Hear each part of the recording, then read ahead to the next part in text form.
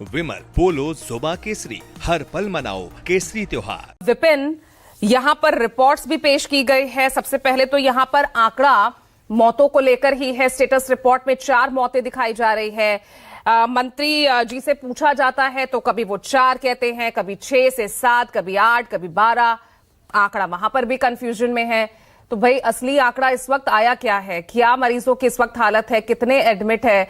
और जो कार्रवाई जो की गई है अधिकारियों पर, हालांकि अब ये अधिकारियों पर कार्रवाई से क्या उस 10 महीने की वो बच्चा वो वापस आ जाएगा? जो 15 लोग जो सामने आ रहे हैं, जिनकी मौत हुई है, जो जानकारी मिल रही है, क्या ये उनके गुनहगारों को सजा देने के लिए काफी होगा?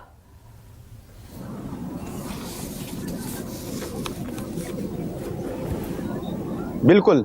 देखिए पूजा, अभी जिस तरह की स्थितियां बनी हैं उससे साफ नजर आ रहा है कि इंदौर में जो घटना हुई इसके बाद नेता और यहां तक के अफसर इस पूरे मामले पर किस तरह से एक दूसरे पर ये मामला एक दूसरे पर थोपते नजर आ रहे हैं। अफसरों से बात की जाती है तो नेताओं को जिम्मेदार ठहराते हैं और नेता अफसरों को जिम्मेदार ठहराते हैं। लेकिन इस बड़ी एक लापरवाही इसमें देखने को मिल रही है, जहां पर सब कुछ होते हुए, सब कुछ आंखों के सामने होते हुए भी इसमें कितनी बड़ी लापरवाही देखने को मिली।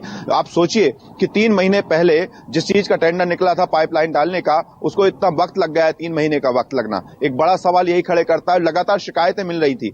पिछले 1 महीने की बात की जाए तो पूजा 1 महीने में यानी दिसंबर के महीने में 1 तारीख से लेकर 31 तारीख तक पूरे इंदौर शहर में 457 शिकायतें दर्ज की गई थी दूषित पानी को लेकर, और इसमें से करीब 150 ऐसी शिकायतें जिन पर अब तक कोई निपटारा नहीं हुआ है। जिसमें इसी इलाके में जहां ये पूरी घटना हुई है, इस जगह पर भी भागीरथपुरा में यहां से भी शिकायत दर्ज की गई थी, जिसमें से 16 शिकायतों पर भी अभी तक कोई काम नहीं हुआ है। तो कुल मिलाकर शिकायतें लगातार की गई थी, लेकिन जिसको नजरअंदाज करने का नतीजा यह है कि जब मौतें हुई, लगातार ये सिलसिला शुरू हुआ, तब जाकर प्रशासन और नेता यहां पर जागे हैं। और बड़ी और गंभीर चूक ये माने जाए कि यही भागीरथपुरा वो इलाका है जहां पर 2022 से एक फाइल चलती है यहां पाइपलाइन डालने को लेकर, और उसको पूरा करने में 3 साल लग जाते हैं। और फाइल दर फाइल ये नेता और अफसरों के बीच में खेल खेला जाता है, और वो खेल का नतीजा ये होता है कि जब मौतों का आंकड़ा अब 16 हो चुका है और सरकारी आंकड़े में अभी 4 ही बताया जा रहा है, तब जाकर ये नींद टूटती है। जो काम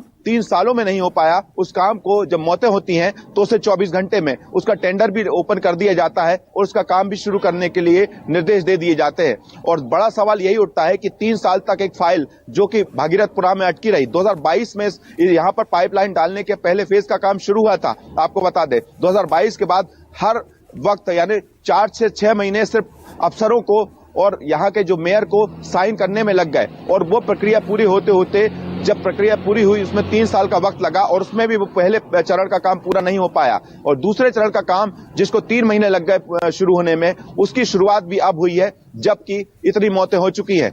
तो यही स्थिति बताती है कि कैसे फाइलों को खेल खेला गया, फाइलों पर साइन करने का खेल खेला गया, नेता और अफसर उसमें समय बर्बाद करते रहे, और उस समय का नतीजा है कि यहाँ पर दूषित पानी की समस्या ये पहली बार नहीं है कि भागीरथपुरा में दूषित पानी की समस्या अभी आई है। ये सालों पुरानी समस्या है। जब 3 साल पहले इसको लेकर बाकायदा एक नोटिफिकेशन भी जारी हुआ था कि इसको लेकर किस तरह से काम किया जाए, लेकिन उसको कैसे नजरअंदाज किया जाता है पूजा, उसका नतीजा ये होता है कि अब एक दूसरे पर जब चूंकि मामला बढ़ चुका है, और अब नेता जो है वो खुद इस बात को मान रहे हैं। कैलाश विजयवर्गीय जो कि मध्य प्रदेश के नगरीय प्रशासन मंत्री हैं, और इन्हीं की विधानसभा क्षेत्र जो कि इंदौर में आता है, यही भागीरथपुरा, एक जिम्मेदारी बनती थी, लेकिन वो जिम्मेदारी जब पूरी नहीं हुई तो उन्होंने खुद स्वीकार किया है कि हाँ ठीक है गलती है, और माना भी, और अफसरों को भी जिम्मेदार बताया। तो दूसरी तरफ मेयर का भी यहाँ पर जिम्मेदारी बनती थी कि उन्हें गंभीरता से लेना था इस पूरे मामले को, लेकिन पुष्प भार्गव ने भी इस मामले को गंभीरता से नहीं लिया, क्योंकि जो लोकल पार्षद है उनका साफ कहना है कि लगातार शिकायतें की गई थी, लेकिन उन शिकायतों को सुना नहीं गया कि यहाँ पर दूषित पानी और गंदे पानी। अभी की स्थिति में आप बता दूं कि जिस पाइपलाइन को बंद किया गया है, उस पाइपलाइन को फिलहाल रिपेयर किया गया है, जो कि चैम्बर का पानी जिसमें शामिल हुआ था। लेकिन नगर निगम के कमिश्नर, हालांकि जिनको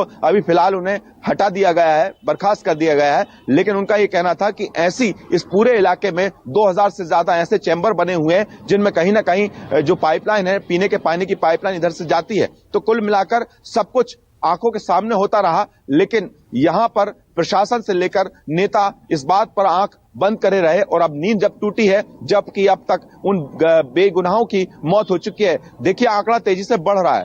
16 मौतें हो चुकी हैं, लेकिन अभी भी कहते हैं ना कि जब इस तरह की स्थिति बनती है, जब मौतें होती है किसी हादसे को लेकर, तब सरकार उन आंकड़ों को डिफाइन करती है, मौतों को आंकड़े को डिफाइन करती है। यही डिफाइन करने की कोशिश की जा रही है कि जो स्टेटस रिपोर्ट हाईकोर्ट में पेश की है सरकार ने अपनी तरफ से, उसमें 4 मौतों की बात सामने आई है।